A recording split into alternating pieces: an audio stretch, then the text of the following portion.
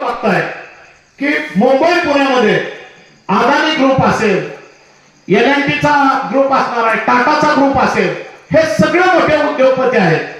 ह्या उद्योगपतींच्या माध्यमातून सरकार त्यांना सरकारच्या जागा देतं आणि त्या जागेच्या मोबदल्यात सरकारला ते उत्पन्न देतात आणि ती जागा त्यांना लीजवर भाडेपट्ट्याने त्यांना दिली जाते. मग तीच प्रोसेस, सेम तीच प्रोसेस आपण ह्या उजनी धरणाच्या पट्ट्यात करूया ही त्यावेळेस शासनाने डोक्यात आणलं आणि शासनाने त्यावेळेस 11 महिन्याच्या कराराने, मला 11 वर्षाच्या कराराने अशा उद्योगपतींना ही उजनी धरणाच्या परिसरातील संपादित जमीन देण्याचं त्यावेळेस ठरलं आणि त्यावेळेस 650 कोटी रुपये या उजनी पर्यटन स्थळासाठी मंजूर झालेले आहेत. 1.5 वर्षापूर्वी ह्या 650 कोटी रुपये उजनी पर्यटनाला मंजूर झालेल्याच्या बातम्या आल्या आणि त्यावेळेस मात्र सगळ्यांच्या लक्षात आलं की इथं उजनीच्या कार्यक्षेत्रामध्ये काहीतरी पर्यटन होणार आहे. आता पर्यटन म्हणजे नेमकं काय होणार आहे हे पण सगळ्यांना माहिती असणं गरजेचं आहे की पर्यटन म्हणजे उजनीच्या ह्या परिसरामध्ये काही हॉटेल्स होतील, काही मॉल होतील, त्यात तर पुन्हा आणखी सुधारित जिल्ह्यामध्ये आता निलेशांना सांगायचं राहिलं की सांस्कृतिक केंद्र सुद्धा इथं होणार आहे. म्हणजे आपण बघितलं मुडलिंगला एक सांस्कृतिक केंद्राचा वारसा आहे, त्या पद्धतीनं सुद्धा इथं सांस्कृतिक केंद्र होणार आहे. ते मग इथला शेतकरी त्याचं आर्थिक उत्पन्न हितच काढायचंय आणि त्या सांस्कृतिक कला केंद्रात जाऊन तिथं खर्च करायचा आहे आणि त्याचा मालवेजा शासनाकडे जाणार आहे. आपण तात्या ही शासनाची ही धोरण आहे, ही रिसायकल आहे सगळी पूर्णपणे.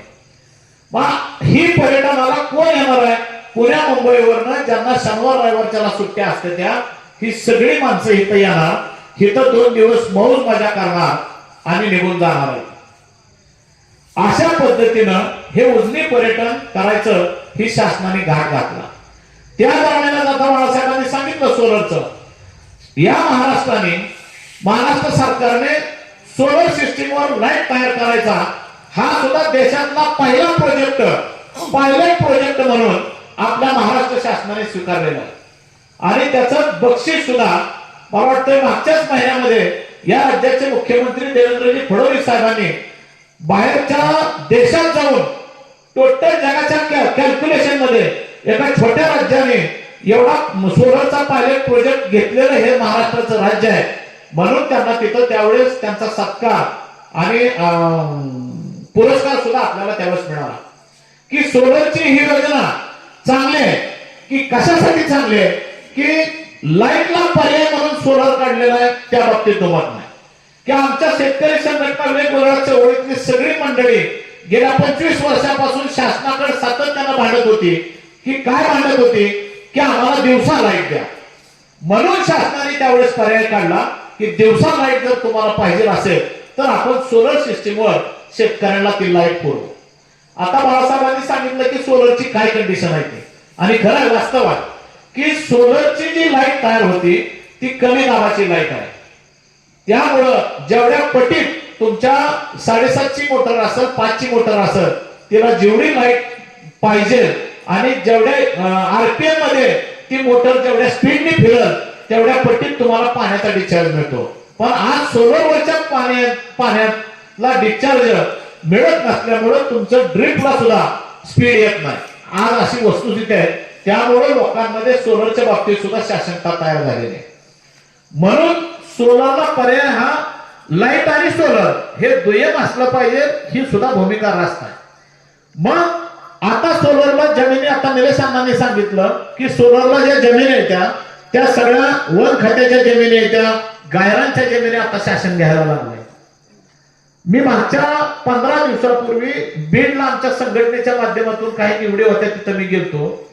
तर बीडला डोंगरकाडा म्हणून एक गाव आहे, त्या गावापासून मी जात असताना 2 डोंगराच्या मध्ये एक अशी नजर टाकली तर तिथं कमीत कमी एक 500 एकराच्या क्षेत्रावर सोलर सगळे असे टाकलेले होते.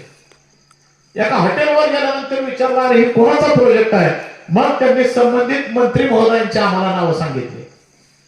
आज प्रत्येक जण या सोलर प्रोजेक्टला सगळ्यांनी आज 11 महिन्याच्या कराराने ह्या जागा घ्यायच्या शेतकऱ्यांना कमीत कमी मावेजा द्यायचा आणि सोलरचं जी महिन्याचं उत्पन्न आहे ते मात्र हे सगळे आजी माझे लोकप्रतिनिधी आज तिकडं सगळ्यांचा डोळा लागून राहिलेला आहे.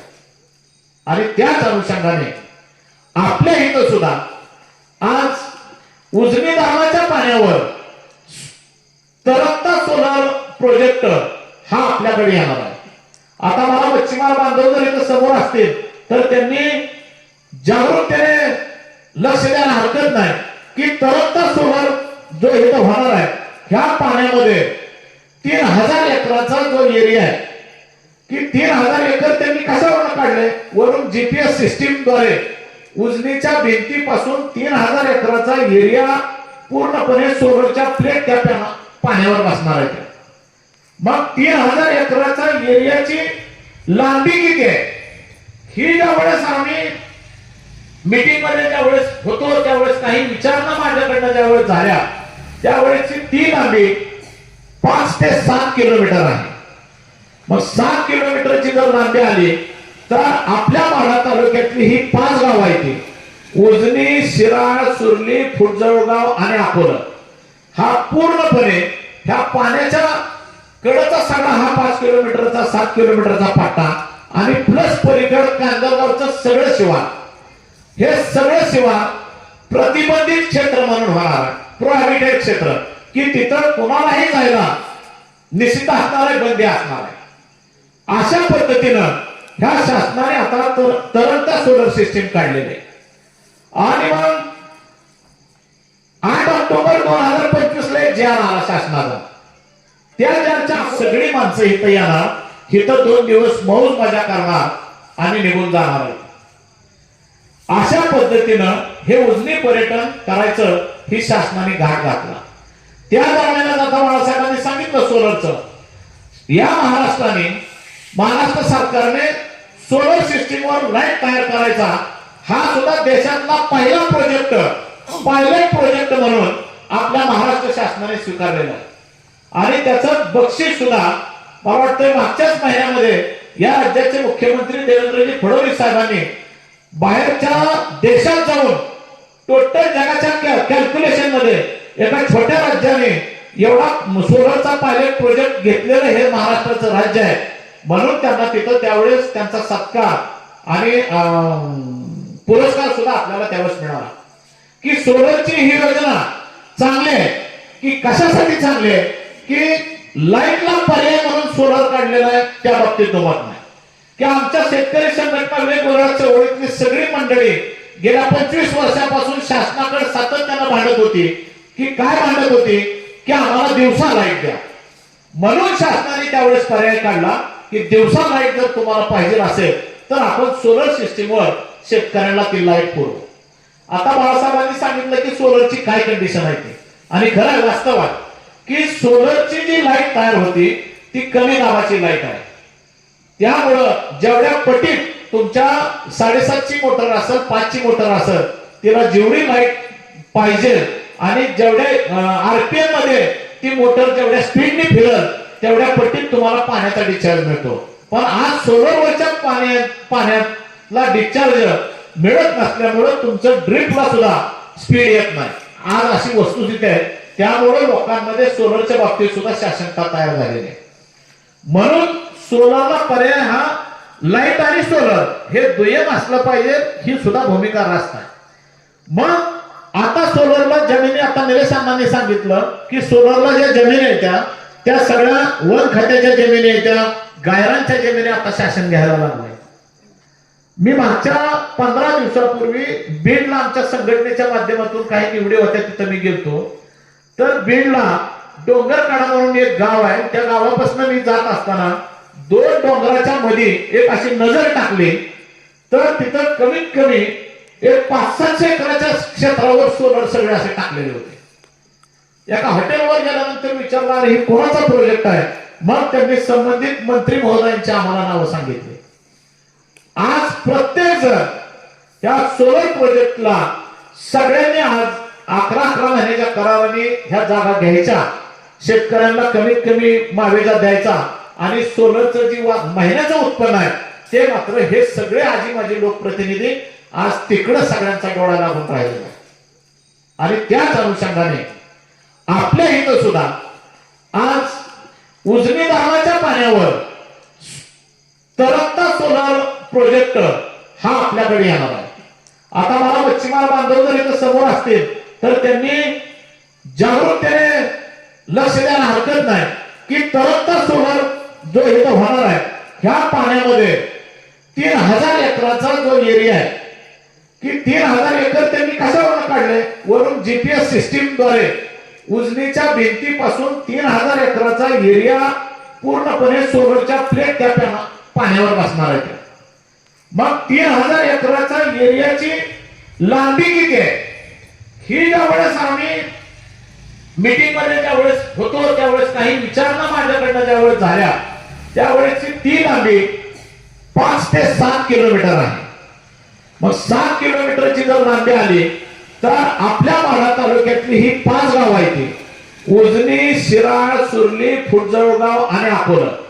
हा पूर्णपणे ह्या पाण्याच्या कडेचा सगळा हा 5 किलोमीटरचा 7 किलोमीटरचा पट्टा आणि प्लस पलीकड कांदळगावचं सगळं शिवार, हे सगळं शिवार प्रतिबंधित क्षेत्र म्हणून होणार आहे, प्रोहिबिटेड क्षेत्र, की तिथं कोणालाही जायला निषिद्ध असणार आहे, बंदी असणार आहे. अशा पद्धतीनं ह्या शासनाने आता तरंगता सोलर सिस्टीम काढलेली आहे. आणि मग 8 ऑक्टोबर 2025 ला एक जी आर आला शासनाचा. त्या ज्याच्या अगोदरचा तुम्हाला सांगतो, मागच्या 1.5 वर्षापूर्वी ज्यावेळेस उजनी पर्यटन होणार होतं, हे ज्यावेळेस आमच्या गावातल्या सगळ्या शेतकरी बांधवांच्या लक्षात आलं आणि आम्हाला त्यावेळेस ऑफिस कडून सूचना होत्या की तुमच्याच गावात हा उजनीचा पर्यटन प्रोजेक्ट होणार आहे. त्यावेळेस मात्र सुरेश काकांच्या नेतृत्वाखाली जेवढे आमच्या गावातले सगळे अफेक्टेड बांधव होते, धरणग्रस्त अफेक्टेड बांधव, प्लस जे गावात शेतकरी ते शेतकरी सुद्धा सगळे खांद्याला खांदा लावून जलबुडी आंदोलन सकाळी 11ला चालू केलं. 4 वाजेपर्यंत ती जलबुडी आंदोलन चाललं. ह्याच्या बातम्या सुद्धा तुम्हाला सगळ्यांना माहिती आहेत. त्यावर थोडस एक पाऊल आमच्या दृष्टीनं सोयीचा झाला की जेवढ्या उजनी धरणग्रस्त जमिनी जे जे मंडळी कसत आहेत त्या कसणारांची प्रत्यक्ष आता इतर कुळात त्यांची त्यावेळेस नावं लागली गेली. म्हणजे आंदोलनाचा हत्यार उपसलं म्हणून कुठंतरी ही संपादित जमीन ही रामकृष्ण काळे यांची आहे, ही 5 एकराचा प्लॉट जो उर्वरित क्षेत्र आहे ही ह्यांचा आहे, ही मात्र महसूल खात्याने आम्हाला ती नोंदवून दिलेला आहे. ही कधी दिलं, ज्या वेळेस आम्ही तोंड दाबलं त्यावेळेस नाक उघडलं अशी अवस्था आहे. आणि त्या अनुषंगाने 1.5 वर्ष झालं कुठलीच काही शासनाची उजनी पर्यटनाच्या बाबतीतली काय निर्णय पुढे चाललेले नव्हते. पण ज्यावेळेस 8 ऑक्टोबर 2025 ला धडाकडनं एक निर्णय झाला आणि शासनाच्या लक्षात सगळ्या शेतकऱ्यांच्या जमिनी शासन काढून घेणार आहे हे त्या निर्णयात आहे. आणि तो निर्णय झाल्यानंतर बरीच मंडळी ह्या उजनी परिसरामध्ये विमानाने असलेली, हेलिकॉप्टरने असलेली किंवा संध्याकाळच्या तुम्हाला आठवत आहे का बघा, आपण ज्यावेळेस बाहेर बसतो किंवा मार्गावर ज्यावेळेस झोपतो त्यावेळेस सुद्धा मागच्या 1-2 वर्षाच्या दरम्यानच्या किंवा ह्या 5-6 महिन्याच्या कालावधीमध्ये ड्रोन कॅमेरे बरेचसे फिरत होते. त्या ड्रोन कॅमेऱ्यातनं प्रत्येक उद्योगपतीनं ह्या उजनीच्या पाणी सोडून क्षेत्र कोरडं किती आहे हे सगळं त्या ड्रोन कॅमेरामधून ज्या त्या उद्योगपतींनी ते ड्रोन कॅमेरामधून आपल्या स्वतःकडे ते सेव्ह करून घेतलेलं आहे. आपल्याला माहित सुद्धा नाही, आपण फक्त एकच वर लाईट झकझक करते आणि काहीतरी वर चालू आहे एवढं मात्र सगळ्यांना माहिती आहे. बघा, प्रत्येकाला मी सांगितलेलं तुम्हाला सुद्धा आठवत असणार आहे. अशा पद्धतीनं त्या ड्रोन कॅमेऱ्यावरून ज्या त्या उद्योगपतीनं हे सगळं उजनी धरणाचं सगळं क्षेत्र कॅच केलंय, त्या शासनाने सुद्धा आपलं सगळं क्षेत्र जीपीएस सिस्टीमद्वारे मोजलेलं आहे. परंतु त्या 8 ऑक्टोबरच्या 2025च्या नुसार जो 17 जूनला जो जार होता, 17 जून 2019 ला, त्या जार मध्ये उद्योगपतींना जी जमीन द्यायची होती ती फक्त 11 वर्षाच्या कराराने द्यायची होती.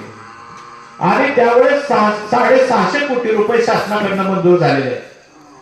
परंतु 19 पासून 2024 पर्यंत कोणीही ह्या उजनीच्या आसपासच्या जमिनी आम्हाला द्या म्हणून कुणीच टेंडर भरलेले नाही. त्याचं कारण काय की 11 वर्षाचं टेंडर घेऊन त्या उद्योगपतींनी स्वतःचं पर्यटन केंद्र टाकण्यासाठी सेटअप 3-4 वर्ष त्याला लागणार आहे आणि त्याच्यानंतर त्याला राहिलेल्या 5 वर्षात उत्पन्न किती मिळणार आणि त्याची इन्व्हेस्टमेंट किती. त्यामुळे शासनाला ह्या सगळ्या उद्योगपतींनी सांगितलं होतं की आम्हाला 11 वर्षाच्या वाढे करारावर आम्हाला हे उजनीचं पर्यटन केंद्र आम्ही करू शकणार नाही. तर नंतर पुन्हा चालू ह्या 6 महिन्याच्या सरकारने 8 ऑक्टोबर 2025 ला एक जाहीर काढला आणि 11 वर्षाची जमीन ही 49 वर्षाच्या कराराने देण्याचा निर्णय घेतला की आता जर एखाद्या उद्योगपतीनं जर इथं टेंडर टाकलं तर त्याला मात्र 50 वर्षासाठी आपली सगळी जमीन त्यांना आपल्याला द्यावी लागेल. मग मात्र सगळ्या उद्योगपतींनी भीमानगर मध्ये यायचं सुरुवात केली. त्यातले बरेचसे उद्योगपती भीमानगरला, काही उद्योगपती हेलिकॉप्टरने आलेत, काही मोठ्या मोठ्या कार गाडीने आलेत की आमच्या घराच्या कडेने सुद्धा मी बघितलं की 3.5-4 कोटी रुपयाच्या 4-4 कोटी रुपयाच्या गाड्या घेऊन कोण आपल्या भागात एवढा मोठा श्रीमंत माणूस खाली येऊन नुसता बघून गेला. काय बघितलं त्यांनी कोणाकडेच थांबलेला नाही किंवा कोणी त्याला आणलेला सुद्धा नाही, पण तो परिसर मात्र बघून गेला. गाड्या मात्र एवढ्या मोठ्या मोठ्या भारी गाड्या यायच्या. कोणाची ताकद नाही आपल्याकडे एवढ्या मोठ्या भारी गाडी घ्यायच्या. ही सगळी पुणे मुंबई मधली ही सगळी उद्योजक आहेत किंवा जी ही कॉन्ट्रॅक्टर आहेत, ह्यांच्या सगळ्यांची सध्याची धाव आपल्या उजनी परिसरामध्ये ही जमीन शासनाकडून घेण्यासाठी हा त्यांनी तत्कालीन केलेला डाव आहे. मग ज्यावेळेस 8 ऑक्टोबर 2025 चा कायदा झाला आणि त्याचे इम्प्लिमेंट करण्यासाठी बिगवल मध्ये शासनाने तिथल्या काही हॉटेल असतील किंवा काही वीट भट्ट्या होत्या त्या शासनाने नोटीस देऊन त्या जमीन संपादित क्षेत्रातल्या वीट भट्ट्या त्यांनी नेस्तनाबूत केल्या आणि मग तिथून इंदापूर तालुक्यातनं हा खरा वारमा पेटलेला आहे. इंदापूर तालुक्यातनं पहिला निलेश अण्णांनी मला वाटतं कांदरगावला पहिला मेळावा घेतला आणि तिथून सगळ्या शेतकऱ्यांमध्ये जनजागृती व्हायला सुरुवात झाली की जमीन आपली उजनी धरणासाठी संपादित जी जमीन आहे आणि जी आज आपल्याकडे जमीन आहे ही जमीन आपली गेल्याशिवाय राहणार नाही. आणि त्या अनुषंगाने गेल्या 4 तारखेला 4 मार्चला शासनाने एक मीटिंग बोलवली आणि त्या मीटिंग मध्ये सदाभाऊंच्या नेतृत्वाखाली म्हणजे सदाभाऊंनी आम्हाला बोलवलं की बाबा शेतकरी प्रतिनिधी म्हणून उजनी धरणग्रस्तांच्या बाबतीतली सरकारने मीटिंग बोलवली. त्या मीटिंगला मुख्य अजेंडा होता आमदार सदाभाऊ खोत, जलसंपदा मंत्र्यांच्या अध्यक्षतेखाली ती मीटिंग होती. राधाकृष्ण विखे पाटील त्या मीटिंगचे बैठकीचे अध्यक्ष होते. आमदार राहुल कुल होते. मला वाटतं कृषी मंत्री दत्तामामा भरणे होते. माजी मंत्री हर्षवर्धन पाटील आणि माजी खासदार रणजित निंबाळकर या 5 प्रमुख माणसांच्या उपस्थितीत त्या दिवशीची मीटिंग होती. परंतु सदाभाऊंच्या आग्रहाखातर सदाभाऊंना माहिती आहे की निलेश अण्णा असतील, सुहास पाटील असतील, ही उजनी धरण पट्ट्यातली ही शेतकरी मंडळ आहे, त्यामुळे आम्हाला आवर्जून निरोप दिला आणि तुम्ही सगळ्यांना तिथं घेऊन या म्हणून सांगितलं. आम्ही तिथं मीटिंगला गेलो. मीटिंगला ज्यावेळेस ह्या उजनी धरणग्रस्तांची मीटिंग काय आहे ही समजून घेण्यासाठी आम्ही तिथं ज्यावेळेस प्रवेश केला त्यावेळेस मीटिंग चालू व्हायच्या अगोदर आम्ही हात जाऊन बसलेलो. मंत्री महोदय आले. मंत्री महोदयांनी मीटिंग चालू केली. अधिकाऱ्यांनी ब्रीफिंग चालू केलं. सगळ्या अधिकारी म्हणजे ज्युनियर इंजिनियर पासून जे सीए आहेत, एक्झिक्युटिव्ह इंजिनियर असतील, पुन्हा अधीक्षक अभियंता आणि वर मुख्य अधीक्षक हे सगळे अधिकारी होते. आणि अधिकाऱ्यांनी टेबलवर ठेवून ही उजनी धरण आणि धरणाच्या पूर्व बाजू आणि पश्चिम बाजूचं क्षेत्र आपल्या पर्यटनासाठी किती उपयुक्त आहे ही सांगायला सुरुवात केली. त्या दरम्यानच जलसंपदा मंत्र्यांचं लक्ष आमच्याकडे गेलं. आमच्याकडे लक्ष कधी जातं ज्यावेळेस आम्ही एखाद्या कार्यक्रमाला गेल्यानंतर आमच्या खिशाला जर बिल्ला असला तर पुढची सहज सगळेजण म्हणते की अरे ही शेतकरी संघटनेची माणसं आहेत, त्या अनुषंगाने त्या मंत्र्यांनी आम्हाला टिपलं. मंत्र्यांचा पेन जो हातातला होता तो त्यांनी कानाला अडकवला आणि त्यांनी सांगितलं ह्यांना प्रवेश कोणी दिलाय मीटिंग मध्ये. मग तिथले सगळे त्यांचे ओएससी सगळे गडबडले, प्रवेश कसा यांना मिळाला. आम्ही 5 जण आत होतो.